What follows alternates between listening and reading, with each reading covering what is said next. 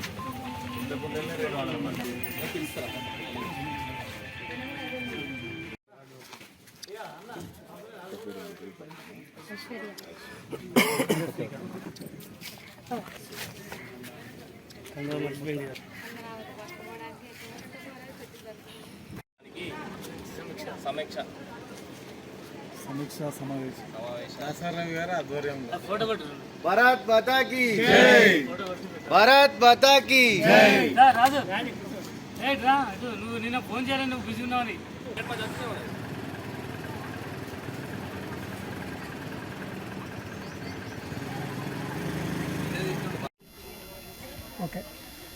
ఈరోజు చింతకుంట గ్రామంలో డివిజన్లో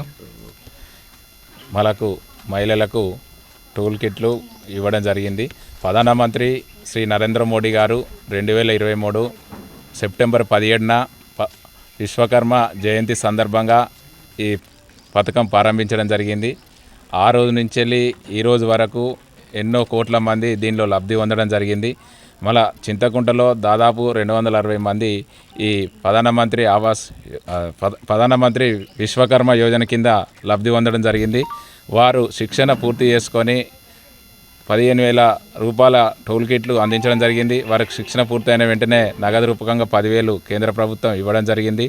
ఇందులో ప్రధానంగా సాంప్రదాయ చేతి వృత్తుల కళాకారులను నైపుణ్య శిక్షణ ఇస్తూ వారి వృత్తులను గుర్తిస్తూ వారికి ఉపాధి కల్పించే విధంగా దాదాపు మొదటి విడతలో 1,00,000 రూపాయలు, రెండో విడతలో 2,00,000 రూపాయలు, మూడో విడతలో 3,00,000 రూపాయలు రుణం ఇస్తూ తక్కువ వడ్డీకే రుణాలు ఇస్తూ వారికి ఉపాధి కల్పించే విధంగా శ్రీ ప్రధానమంత్రి నరేంద్ర మోడీ గారు ఈ విశ్వకర్మ యోజన పథకం తీసుకురావడం జరిగింది.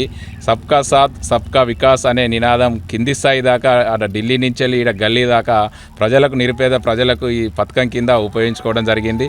వారంతా సంతోషం వ్యక్తం చేస్తున్నారు. ఈ సందర్భంగా కేంద్ర హోంశాఖ సహాయ మంత్రివర్యులు శ్రీ బండి సంజయ్ గారికి, అలాగే భారత ప్రధానమంత్రి శ్రీ నరేంద్ర మోడీ గారికి శుభాకాంక్షలు తెలియజేయడం జరుగుతుంది. ఈ పథకం ద్వారా వారి ఉపాధి పొందుతూ, శిక్షణ పొంది ఉపాధి పొందుతూ ఈ ప్రజలు వారు ఒక ఉపాధి కల్పించినందుకు ప్రత్యేక ధన్యవాదాలు తెలియజేయడం జరుగుతుంది. ప్రధానమంత్రి విశ్వకర్మ యోజన పథకంలో తెలంగాణ మొత్తంలో కొత్తపల్లి మండలం 1,200 యూనిట్లు సాధించడం జరిగింది, శిక్షణ పొందడం జరిగింది. అంటే తెలంగాణ మొత్తంలో కొత్తపల్లి మండలంలోనే ఎక్కువ స్థాయిలో ఈ పథకం కింద ప్రజలు లబ్ధి పొందడం జరిగింది.